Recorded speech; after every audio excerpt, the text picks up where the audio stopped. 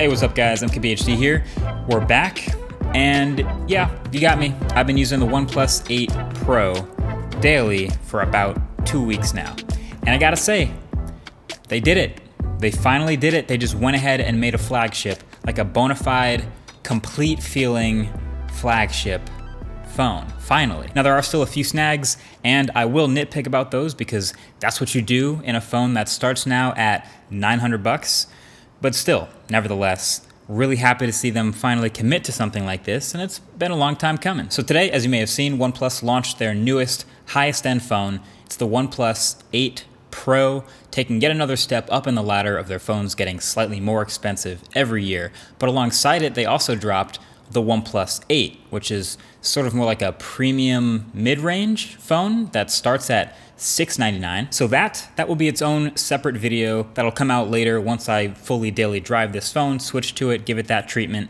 That's gonna be a tough video to make without all kinds of reflections, but definitely subscribe to see that video first when it comes out. Hit the red button below if you haven't already. That's coming up. But until then, we're talking about this guy, the 8 Pro, the flagship. So the bleeding edge high-end specs shouldn't be a surprise when we see a new OnePlus phone. I mean, beside the fact that they slowly tease out all the specs the weeks leading up to the phone's launch, it's kind of what they're known for, you know, placing what feels like the highest end, best available specs for the highest end performance all in one phone. And we still have a very familiar OnePlus design and experience here too. They still have their logo on the back, and still things like the alert slider that I'm surprised more phones haven't copied yet.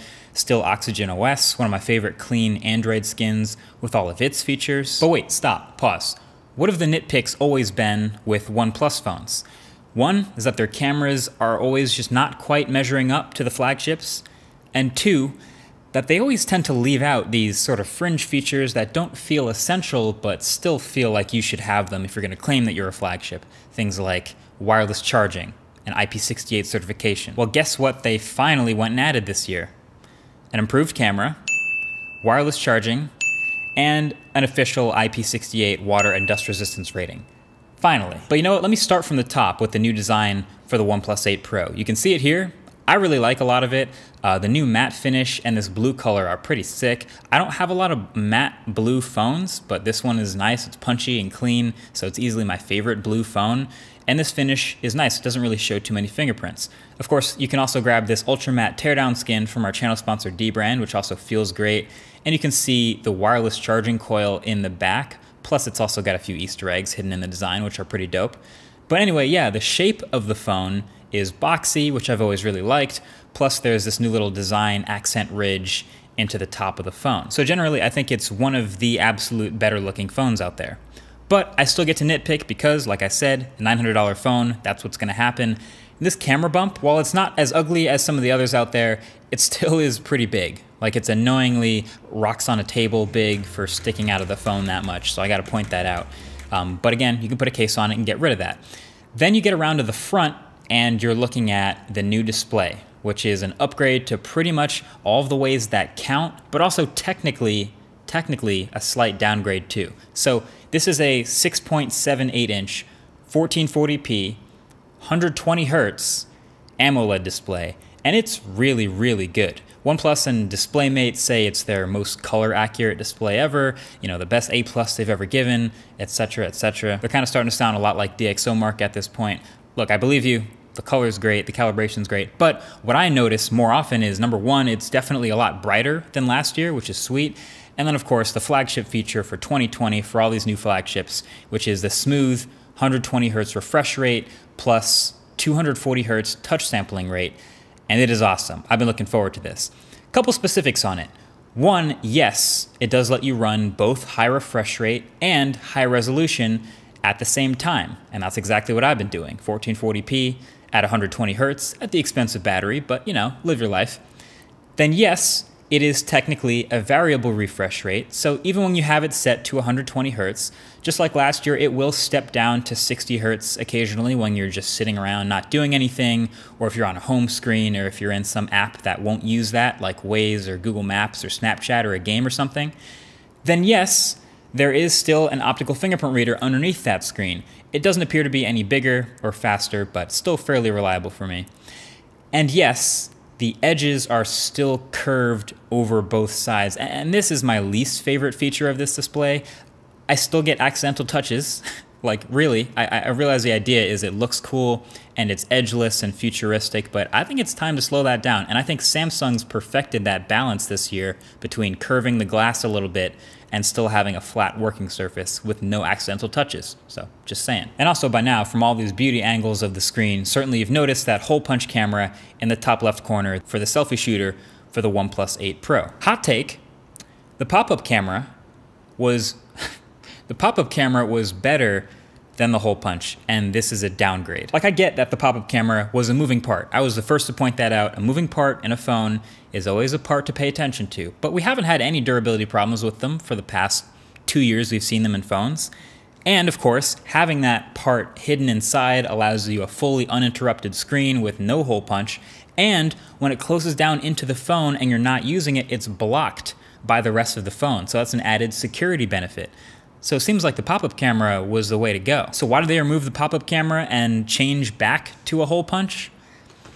I don't know. Maybe to look a little bit more like the other flagships, maybe to save a little bit of money, maybe to guarantee the IP68 water certification, maybe just a little bit of all these things. Also, side note, I would like to see some of these phones offering 120 Hz screens also offer a 90 Hz mode in between 60 and 120. So we already know we can step down to 1080p to save battery life. I think it would be nice to be able to step down to 90 Hz to save battery life too.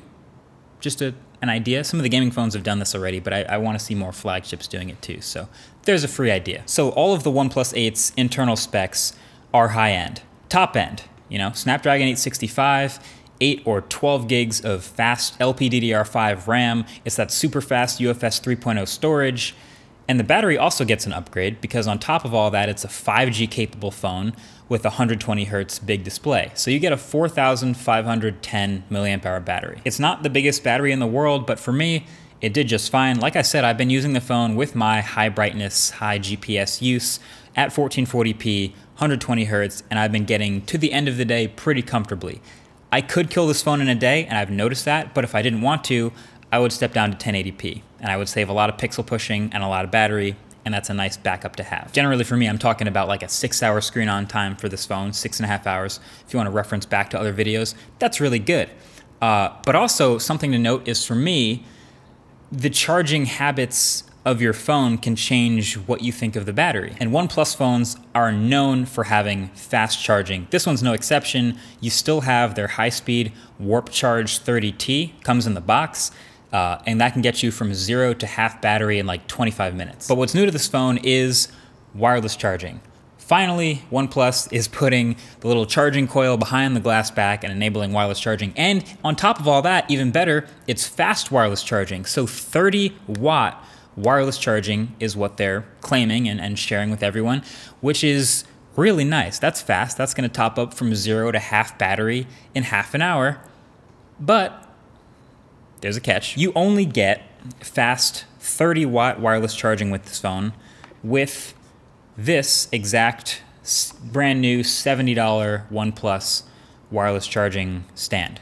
You need this accessory to get 30 watts wireless charging on this phone. And that's because it is not 30 watts of purely Qi wireless charging. So OnePlus has worked on this special high-end wireless charging tech, and to be fair, it works exactly as advertised. The stand is nice, it has some little quiet fans in there, and it does some special voltage and thermal management to get the peak 30 watts wireless charging out of it.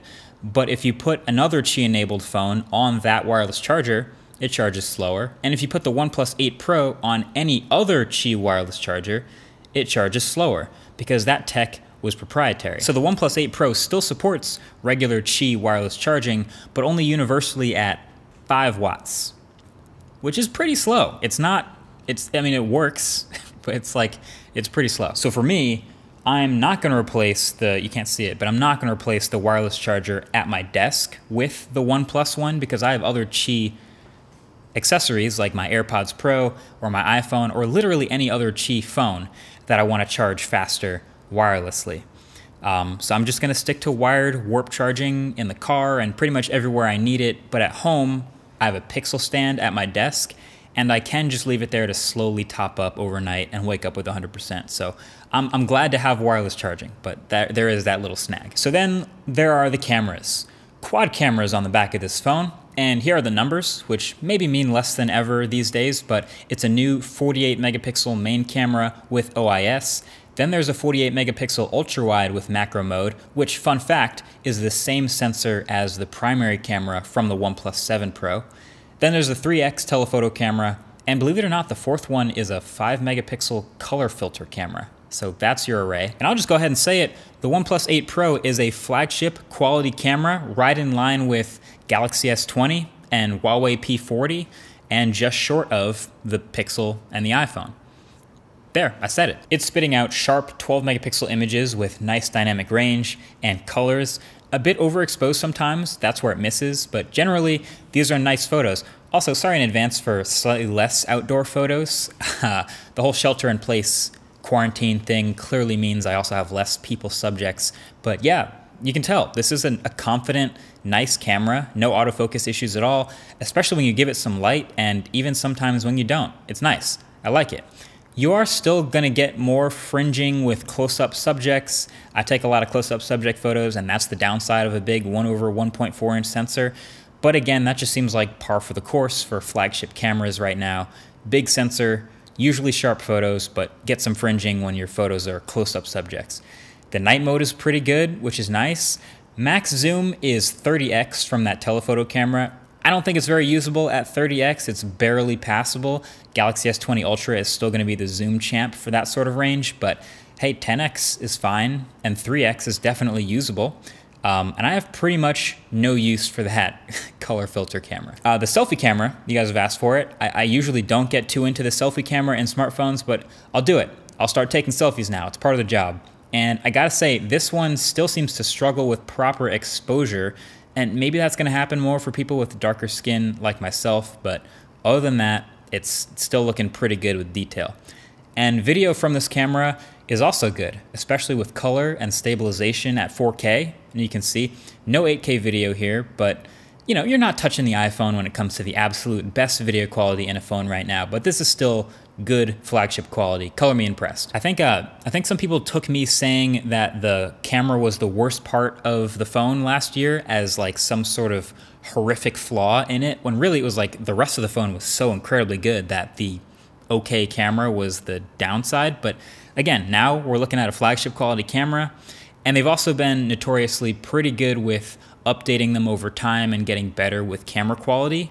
That's been nice. Plus there'll probably be a Gcam mod in the next couple weeks, hopefully, if you want those sweet pixel contrasty photos. So yeah, thumbs up on the camera. And then OnePlus phones have long been some of my favorites, specifically because of the software and optimized experience. This is Oxygen OS on top of Android 10, and that's no exception here for this phone. There's tons of little tweaks and optimizations and improvements and little tightened up animations all over the place, but it never feels overloaded like some other overlays. They actually removed the Oxygen OS shelf to the left of the home screen, and it's just Google's Discover page now, like a pixel. And there's really high quality haptics in this phone. Again, I love that. And then in software, there's just a couple new software features here and there that are nicely executed. There's a new dark mode 2.0 theme, some new dynamic wallpapers tucked in there, and just a lot of aesthetic tweaks generally, but they do a good job of not feeling overly cartoony. And then there's a new motion graphics smoothing toggle that works with certain apps. You can see the whole compatibility list here for my phone. And it worked pretty well when I tried it for like 2 minutes, but I feel like I'm against motion smoothing like on principle at my core, so I turned that off pretty quick. But you might remember that what's on my phone video with the Galaxy S20, where I go through all the things that I do, the little subtle software tweaks to really make it my daily driver and make it behave the way I want. That list of things is so much shorter on a phone like the OnePlus 8 Pro or a Pixel. Yeah, this is gonna be my new daily driver. So long story short, they finally made a flagship. They finally did it. They're charging flagship money, and they're offering pretty much everything a flagship would in a bona fide, complete, kind of predictable feeling way, but still, it's what we were looking forward to. Matter of fact, let me put my predictions down for the OnePlus 8T Pro. That'll probably come out in like 6 to 8 months. You're probably looking at Snapdragon 865 Plus, maybe a little extra RAM, probably faster charging, faster Qi wireless charging. I also think maybe they could use a little bit of a darker coating on the selfie camera up in the corner, and maybe a special McLaren edition phone, and that's it. But in the meantime, this becomes one of the easiest phones to recommend, period. Even though it's the most expensive OnePlus phone ever, which is a nice headline to write, it still undercuts a lot of the other flagships that it's now at feature parity with. And I think this is definitely the one you should pick of those. Either way, that's been it. Thanks for watching. Catch you guys in the next one. Peace.